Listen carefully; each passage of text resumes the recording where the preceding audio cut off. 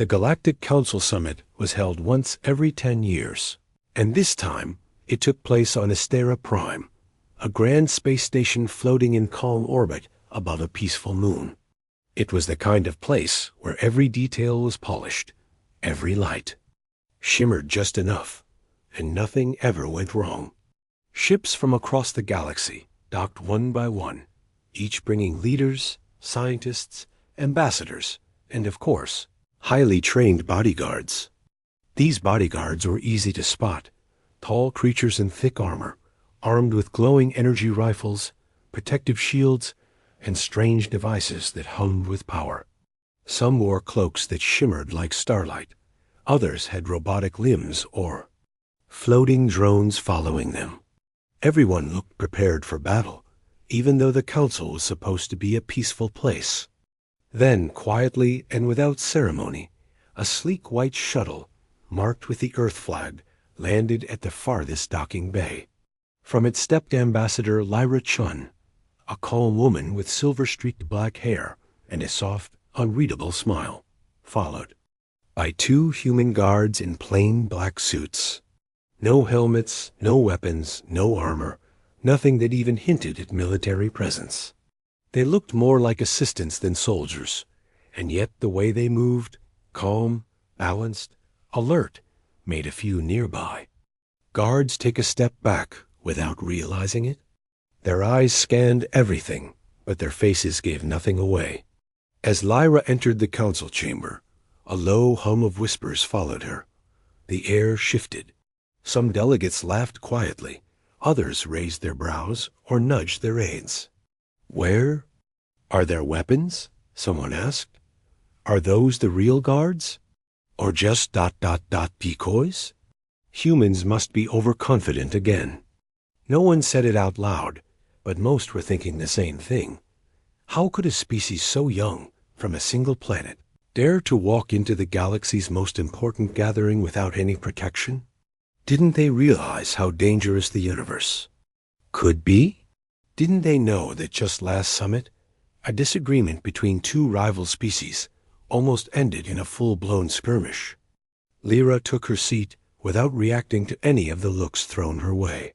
The two guards remained behind her, standing silently like statues, their hands resting calmly at their sides. They didn't blink too often. They didn't fidget. They didn't even talk to each other. A delegate from the Molari, a tall insectoid species known for their curiosity, finally leaned forward and asked with polite interest, "Ambassador Chun, if I may, why do your guards carry no weapons? Is Earth underestimating the risks of a summit this size?" Lyra turned to him and gave a kind smile that somehow made the question feel smaller. "We never need them armed," she replied, her tone as smooth as glass. That was all she said. No further explanation.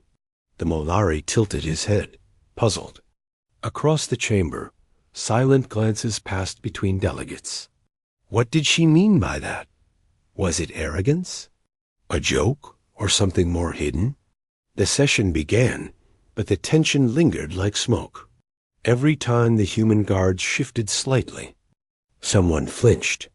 One of them adjusted his sleeve, and a Zilari delegate nearly reached for his emergency beacon. By the second hour, rumors had already begun forming. Some said the humans were hiding weapons under their skin. Others believed the suits were advanced tech that could generate shields or blades at a thought. A few whispered even wilder ideas. That the humans had trained their minds to resist energy weapons, or that Earth had made some kind of agreement with unknown forces. But the truth was, no one actually knew what the humans were capable of. And perhaps that mystery was more powerful than any weapon they could carry. After all, a visible weapon could be measured. It could be countered. But how do you fight something you can't understand? The guards never reacted to the rumors. They just stood there, watching everything, like they were waiting for something no one else could see. At one point, a loud crack echoed through the hall as a translator device short-circuited, and several guards drew weapons immediately, except the humans. They didn't flinch, didn't move. They simply turned their eyes toward the sound and made a silent judgment no one else could follow. Slowly, unease spread through the chamber, but it wasn't fear of violence. It was fear of ignorance. The delegates, used to reading threats by how many weapons someone carried, had no way to calculate the humans. Their silence spoke louder than any threat. And Lyra, calm as ever, kept discussing trade routes and peace initiatives like none of. This bothered her in the slightest. Behind her, her guards remained still, untouched by the heavy atmosphere that now hung over the summit. When the session ended, a junior aide from the Varelian delegation, unable to contain his curiosity, asked his superior, "Why do the humans do that? Why come unarmed?" The elder delegate looked at the humans walking out of the hall and whispered, "Because they don't need to be." Outside, as the Earth delegation moved down the polished corridor, even the station's security staff, who had seen everything from black hole smugglers to psychic bounty hunters, stood a little straighter. No alarms, no scanners, no conflict. But somehow, everyone who saw them felt something they couldn't explain. Something ancient, something calm, and maybe even dangerous. Not in the way of weapons or war, but in the way of storms that arrive. Without sound, or oceans so deep, you can't see the bottom. As Lyra and her silent guards disappeared around a corner, a single question remained in everyone's mind. Who were these humans, really, and what had Earth taught them that allowed them to walk into danger without lifting a single hand? The next morning, the council summit resumed, and although the chamber looked calm, something had changed. A quiet buzz surrounded the humans now, not just curiosity, but the kind of tension that comes when powerful people start to question what they don't understand. In a private corner of the station, far from the polished halls, a secret meeting took place between 3 high-ranking security chiefs from different worlds, all of them unsettled by the humans' behavior the day before. One of them, Marshal Krell of the Varkari Guard, proposed a controlled test, not an attack, of course, just a security drill disguised as a malfunction, to see how the humans would react under pressure. It would be harmless, just enough to study their responses and maybe expose whatever hidden systems they were surely using. Later that day, during a closed-door negotiation session on water-sharing treaties, the trap was triggered. The lights flickered without warning, the door sealed shut, and a thick white mist hissed from the ceiling vents. It was an old simulation. Trick, confuse the senses, simulate danger, observe behavior. Artificial attackers appeared, projected by stealth holograms, shaped like faceless intruders. Panic rippled through the room. Several guards raised shields, shouted orders, or activated weapons. The Darnathi deployed sonic pulses. The Quiller delegates vanished into stealth mode, and the Felkari sent a drone to scout for enemies. Amid the chaos, 2 figures remained perfectly still, the human guards. Not a single movement wasted, not a flicker of panic. They didn't reach for weapons, because they had none, but they also didn't crouch or hide like civilians. One of them calmly moved toward the nearest vent, checking the source of the mist, while the other quietly stepped to the main panel on the wall. No shouting, no confusion, only quiet precision. They used no tech, just their knowledge of engineering layouts and airflow patterns. In under 30 seconds, they had traced the override signal, bypassed the fake lockdown, and cut power to the simulation grid. The lights returned. The mist vanished. The room fell silent. The holographic attackers froze and flickered out. Every eye turned to the humans. Some delegates were still clutching their shields. Others had drawn weapons that were now shaking slightly in their hands. One of the guards simply dusted off his sleeve. The other returned to his position behind Lyra Chun, as if nothing had happened. Lyra hadn't moved at all. She had trusted them to handle it. There was no applause, no official recognition, just a strange silence that spread like a wave through the station as the news of the incident circulated. What was supposed to be a harmless test had turned into something else entirely. Not a failure, not a victory, but a quiet lesson written in body language and silence. For the rest of the day, no one asked the humans anything directly, but they were watched more closely than ever. The other species had prepared their guards for obvious dangers, physical attacks, explosions, even psychic interference. But the humans had been ready for something deeper, something slower, and far more subtle. They had dismantled the entire simulation not with power, but with calm understanding, the kind that can only come from a culture that had learned to survive without always fighting back. That night, in the security wing of Astera Prime, Marshal Krell reviewed the surveillance footage again and again, trying to find the moment where the humans hesitated, the split second where they revealed fear or doubt, but it never came. It was as if the test had not surprised them at all, as if they had expected something like it from the very beginning. Krell leaned back, troubled not because the humans had passed the test, but because they had never treated it like one. To them, it was just another situation to handle. No panic, no drama, no fear. Just action, just results. And that, more than any weapon, was what made everyone uneasy. Later that evening, after the long, intense sessions of the day had ended, the delegates of the Galactic Council began to relax in their own ways, some retreating to their private quarters, others mingling in the soft-lit lounges of Astera Prime, discussing politics, trade deals, or the strange behaviors of rival species. But one young diplomat, alien of the Darren, was not interested in gossip or strategy. His crystalline body shimmered faintly in the low light as he stood alone by the observation deck, looking out at the vastness of space. It was quiet there, the kind of silence that lets thoughts stretch beyond the surface. He was still thinking about what had happened earlier, the human guards, the way they didn't react like everyone else, the way they had stopped the simulated threat without even raising their voices. He kept turning the same question over in his mind. How could they have known? How could they be so calm when no one else was?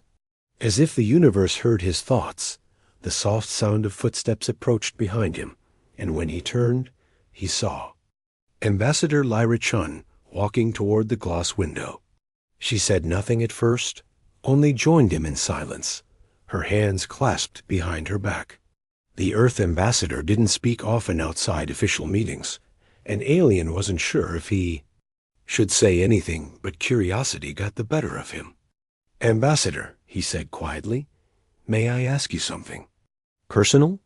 Lyra turned her head slightly, giving him a nod that encouraged him to go on. "Why don't your guards carry weapons?" he asked, almost in a whisper. "You've heard the rumors. Some species think it's a trick. Others think you're hiding something. But today, I think it's something else. I just don't know what." For a moment, Lyra didn't answer. She looked back out the window, where a tiny blue dot hovered among the stars, small and unassuming, but glowing just enough to be noticed. "That's Earth," she said softly, pointing with one finger. "Our home. A world full of forests, oceans, mountains, and problems. A place where nature didn't make survival easy. Where storms came without warning. Where the ground shook. Where winters were long and food was sometimes short. And for most of our history, we had no weapons to defend ourselves against those things. We learned to survive not by building walls, but by understanding what was coming. We learned to listen, adapt, prepare. We became fast, not because we were the strongest, but because we had to move before danger arrived. We didn't carry blades. We learned to read the wind." She paused, as if remembering something old. That way of thinking never left us. Even now, in this age of stars and ships and energy shields, we still believe the best guard is the one who doesn't need to fight. the one who ends danger before it begins. That's what our guards are trained for. Observation, anticipation, response, not reaction. Most people think a weapon makes you ready. We believe readiness comes from something deeper. Alien stood, quietly, trying to take in her words. "But your people are new to the council," he said slowly. "You're still learning our ways. Isn't it dangerous to bring only 2 unarmed guards to a place like this?" Lyra gave a small, knowing smile. Every species here came from danger once. They just forgot. Earth hasn't. We remember what it means to face the unknown every day. Our guards, they don't just protect us from threats. They remind us what we are: survivors, listeners, thinkers, and when the time comes, movers. The way she said, it was gentle but powerful. It wasn't pride or boasting. It was history. A kind of quiet confidence that had no need to prove itself. Outside the glass, Earth continued to glow faintly, surrounded by countless stars, most of which had no life at all. Alien stared at it for a while, then asked, "Is that why they didn't move when the fake attack happened?" "They moved," Lyra replied, "but not in fear. They understood the room before it changed. They had already studied the airflow, the layout, the exits. They expected something to go wrong because they've been trained to expect the unexpected. They didn't move fast because they were strong. They moved fast because they were ready." Her voice was calm, almost soft, but Alien could feel something in it that gave him chills, not cold fear, but something older, like standing near the deep part of the sea and realizing just how far down it goes. And what if the threat had been real? He asked. Then they would have done the same thing, Lyra said, handled it without panic, without weapons, without making a scene. And if they couldn't, well, then they would have bought time for others to survive. That's the kind of training we give, not just skill, purpose. Alien didn't know what to say. He had spoken to warriors who bragged about battles. He had read treaties written with blood and fire, but never had he met someone who spoke of danger with such quiet understanding. He realized in that moment that fear wasn't always loud. Sometimes it whispered, and sometimes those who feared nothing didn't need to say it aloud. They just stood there, still, ready. As Lyra turned to leave, she paused beside him. "We don't expect others to understand our ways," she said gently. "But sometimes, in the middle of all these speeches and meetings, it helps to remember where we came from. Earth taught us that safety doesn't come from the tool in your hand. It comes from knowing when to move and when not to." Then she walked away, her 2 silent guards following behind her like shadows made of purpose. Alien remained by the glass a little longer, watching the soft blue light of Earth. It was just a planet, small, distant, unarmed, but suddenly it didn't feel weak. It felt like something waiting for the moment when the rest of the galaxy would stop looking at what humans carried and start wondering what they knew. The days passed quietly on Astera Prime, but underneath the surface of polished halls and formal handshakes, something was changing in the way the galaxy viewed the humans. Delegates who once dismissed them now watched them carefully, uncertain whether to feel impressed or unsettled. Rumors spread in every lounge, dining area, and shuttle dock. Not loud rumors, but quiet ones, told in hushed voices behind half-closed doors. Some claimed Earth's guards were trained in lost martial arts from ancient times. Others believed their minds were enhanced with silent technologies that let them control machines or read intentions before anyone moved. But no one truly understood the humans, and that made them difficult to ignore. Then, on the 4th day of the summit, something unexpected happened. A real emergency.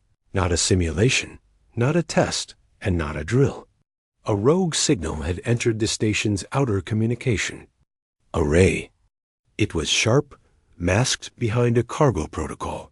And before the Council's engineers could trace it, the station's defense grid went dark.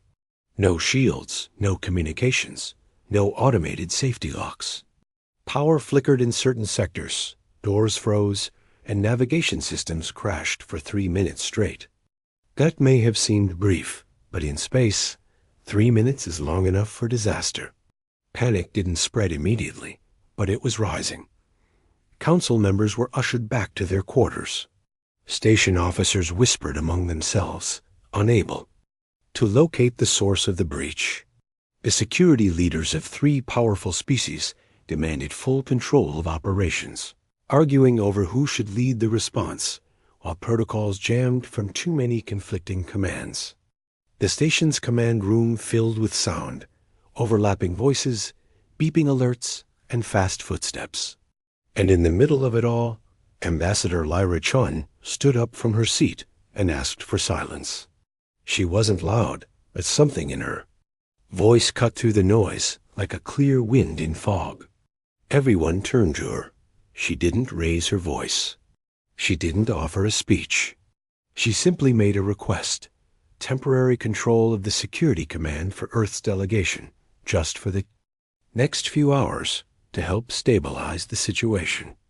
Her request was met with hesitation, then arguments. Delegates questioned the humans' experience, reminded everyone that Earth was a new member, and pointed out their guards were not even armed. But then others spoke up, those who had witnessed. The guards calm during the simulation, those who had begun to see that Earth's strength was not in tools, but in timing. The room fell into a vote. There were murmurs, long pauses, quiet glances exchanged, and then, one by one, hands were raised. The motion passed. Control was granted. No grand ceremony followed. Lyra didn't thank the council. She simply nodded, turned to her 2 guards, and gave them a look. No words exchanged, just trust. The 2 humans walked out of the chamber and entered the station's central maintenance network, not through the command path, but through older service tunnels mapped out during their first visit to the station. They didn't carry scanners or weapons, just a tablet and their memory. They didn't force open doors. They rewired old panels using basic tools. They didn't broadcast commands. They coordinated using short, coded signals that the station system didn't recognize as threats. In under 90 minutes, the rogue signal was traced to a shadow program hiding inside a cargo manifest, a clever code pretending to be harmless, but designed to disable system redundancies. The humans didn't delete it. They isolated it, watched how it behaved, and used it to map out the rest of the network's weak points. Then, without cutting any alarms, they patched the broken systems, rerouted energy from unused docking bays, and reactivated the defense grid quietly. When the lights stabilized across the station and the shields re-engaged, most council members didn't even know the fix was done. It had all happened without sirens, without drama, and without noise. When the announcement was finally made, it was simple: Astara Prime systems are stable, cause identified, network secured, no further threats detected. There were no speeches, no praise, no medals. But the silence that followed was the kind that meant something had changed. People looked at Lyra and her guards differently now. Not like newcomers, but like old allies who had shown their true worth when it mattered most. After the session ended, several species quietly approached the Earth delegation, not to offer thanks, but to ask questions. What did Earth train its guards to do? How did they think in crisis? What did they see that others missed? Lyra never gave away much. She simply said, "We've learned that preparation is the best defense, and quiet minds make the best decisions when everyone else is loud." For the rest of the summit, the humans weren't watched with doubt anymore. They were watched with caution, yes, but also with respect. A new level of curiosity had formed, deeper than before. One evening, A Zentari ambassador was overheard whispering to her aide, "When humans walk into danger unarmed, it's not because they lack defense. It's because they've already planned how to prevent the danger from ever starting." The council took note. And when the final session arrived, the one where long-term security policies were reviewed, a surprising proposal came from the Elyari delegation. A vote to formally recognize Earth's method of non-aggressive protection as a valid and respected protocol within Council zones. It was called the Vote of Trust. The motion passed. Not unanimously, but with more support than anyone had expected. From that moment on, Earth's silent way of doing things, no weapons, no panic, no threats, was no longer strange. It was official. It was respected. As Lyra and her guards walked out of the council chamber that night, several other delegations nodded to them in passing, not out of formality, but out of quiet admiration. The humans had done what no one thought possible. They had changed how the galaxy saw strength, not with force, but with understanding. And that, in the long story of stars and civilizations, was the kind of legacy that would echo longer than any weapon ever could. The summit was coming to its end, but the effects of what had happened during those days on Astera Prime would last far longer than the official closing ceremony. Delegates began packing, ships were prepared to leave, and final documents were exchanged with polite smiles and quiet nods. But something had shifted, not just in policies or security systems, but in the quiet minds of the galaxy's oldest species. It wasn't loud or dramatic. It didn't show up in headlines. It moved like a whisper. A soft idea passed from one delegation to the next. That strength didn't always need to be seen. That peace didn't have to come from fear, and that humans, for all their youth in galactic terms, had brought something old back into the stars. Wisdom that didn't shout, but still carried weight. On the final day, a proposal was quietly added to the Council's closing resolutions, almost unnoticed at first. It was short, written in plain language, and without fanfare. It was called the Legacy Clause. The document acknowledged Earth's contributions not in battle, not in technology, but in something less measurable, their example. The clause recognized the value of diplomacy that came not through power displays, but through calm readiness, intelligent prevention, and respectful restraint. It stated that a species defense force did not require visible weapons to be considered effective. It also opened a path for peaceful observer units, modeled on the Earth Guard method, to be accepted in Council missions where traditional security methods were either unwelcome or unnecessary. The motion was read aloud only once, and then a quiet vote followed. One by one, the hands rose. No one clapped. No one cheered. But when the motion passed, there was a sense of something important being set in motion. Something that didn't need celebration, only quiet understanding. And somewhere, deep inside the Council's official archives, Earth's name was written into a different kind of history, not as a great warrior, not as a dominant force, but as a reminder. A species that had arrived without weapons and left behind a new standard. That night, the halls of Astera Prime were quieter than usual. The guests were leaving. Light transport ships moved through the docking rings, carrying their passengers home. In one of the quieter lounges near the upper rings, Lyra Chun sat with her 2 guards, drinking warm herbal tea from a small white cup. She didn't say much. Her guards didn't either. They had completed their work without needing attention. Around them, other delegates passed by with small glances and faint nods, some stopping to bow their heads slightly before moving on. Lyra noticed, but said nothing. A soft smile passed her lips, but it was not for pride. It was for recognition, not from others, but from within. She knew what they had accomplished, and she knew it had not been by force or show. It had been through steadiness, through patience, through preparation so quiet it felt invisible. That was enough. Across the galaxy, in the months that followed, small changes began to appear. In training halls, certain programs began to include courses on unarmed resolution. In academies, a few instructors added Earth case studies to their lectures. In remote corners of space where young species gathered for guidance, some began to ask about the humans who didn't carry weapons and still never lost control. Not because they were feared, but because they understood what fear was and had learned to walk through it.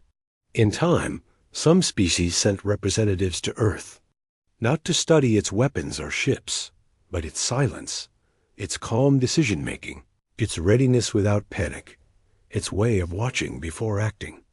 It didn't become the standard everywhere, but it became a respected path, one among many, and that was enough.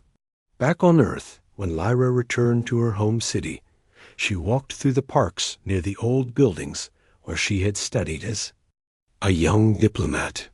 She passed by students who still argued loudly about history and theory, completely unaware that one of their own had helped shift the future of diplomacy with quiet words and silent companions. Lyra didn't tell them. She just walked on, hands in her pockets, listening to the wind as it moved through the trees. She smiled to herself, knowing that sometimes the biggest changes didn't make noise. They just left ripples. And out there, far beyond the sky, those ripples were still moving.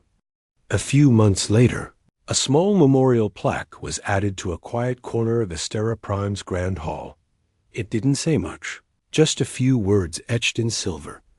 To those who teach by stillness, to those who protect by peace, to those who show the way without drawing the blade.